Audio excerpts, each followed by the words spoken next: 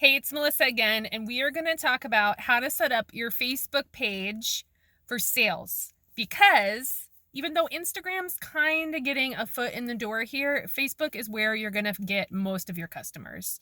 Almost everyone's already on the platform. You see a lot of groups where people are asking, can someone make this cake? Where can I get some sweets? Things like that, looking for recommendations. It's all happening on Facebook. So this is where you want your platform in your Facebook business page to be set up correctly. Now, I will say before I go over the top, a few things that you need to have in mind for your Facebook page. I do have a few short little tutorials that you can watch in my free Bakery Business School Facebook group. You can ask to join, and once you get in there, you'll see them up in the videos tab. If you click on videos, you should see them in there. So you're definitely welcome to check those out. Let's see, the top things that I would suggest here. First, you got to think about your name. So a lot of people I see will just have their business name as their full name.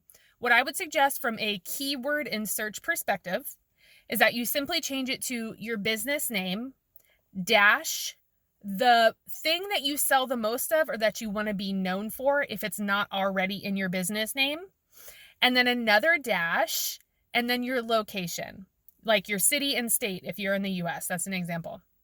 Because when people are searching even on Facebook for bakery businesses, they're searching cakes, St. Louis, Missouri, right? They're not searching for you. They're not searching for your business name. So they aren't going to find you if that's not in your name, right? Like the algorithms are looking at names. So the best thing you can do for yourself is add the thing that you sell the most of, or that's kind of your market gap item, which we covered in the first video. This whole video series is to help you get more customers this month. I want to really hit that home. First one was about market gap. This one is about how to set up your Facebook page. Okay. So after you figure out your market gap, you'll know what that item is, or that group of items, or that category. Cakes and cupcakes, decorated cookies, designer cakes, whatever that is. So get that up there with your location. Tip 2, when you're looking at your profile picture, I either want it to be a picture of you or your logo, and you shouldn't be changing that. So unless you need to change it like long term. So you or your logo.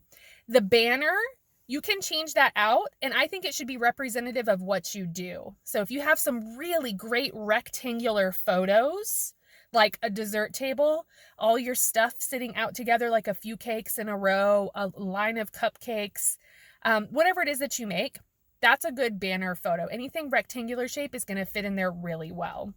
A customer with their order, whatever it is, you at an event, something can go up there that really kind of shouts, this is me and my business, this is what I do. Okay, number 3, you are going to want to look through your photos because we are kind of a product-driven bakery industry. You should have some photos of things that you've done. Now, I'm not going to go over photography tips here because that's like more in-depth, but essentially you want good lighting, so either bright light or natural light. You want to take photos so that everything is situated so that the person, the client, the customer can see what's in the photo clearly.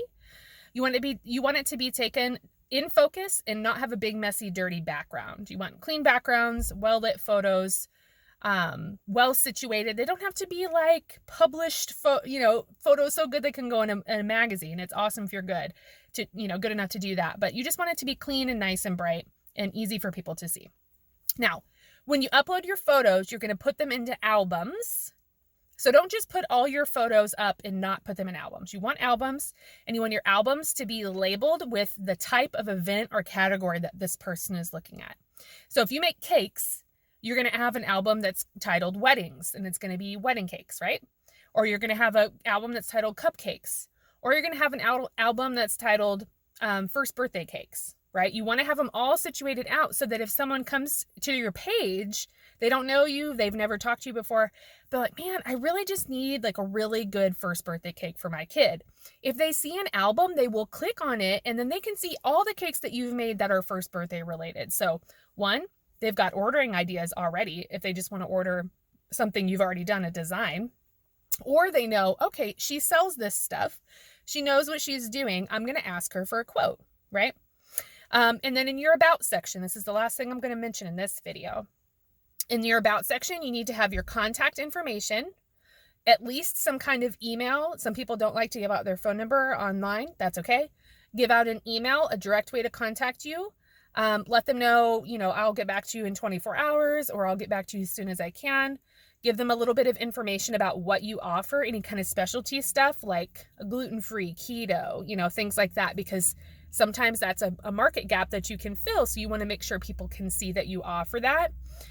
Maybe a little bit more about what you can do for the customer, how you're helping them, and what you're providing for them. So try not to make it all about you, even though it's your about section. You want to make it about the customer and how you're going to help them and the problems you solve, right? So do you help busy moms plan birthdays? Do you help organizations give their clients really good dessert tables at their events? Do you help brides figure out their wedding cakes?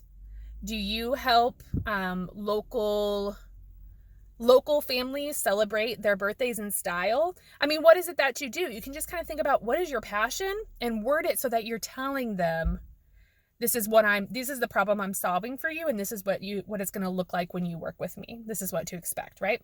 So hopefully those can help you build up your Facebook page, which is the next step in making sure that you can get more clients this month. So go ahead and do that, and I will see you in the next video.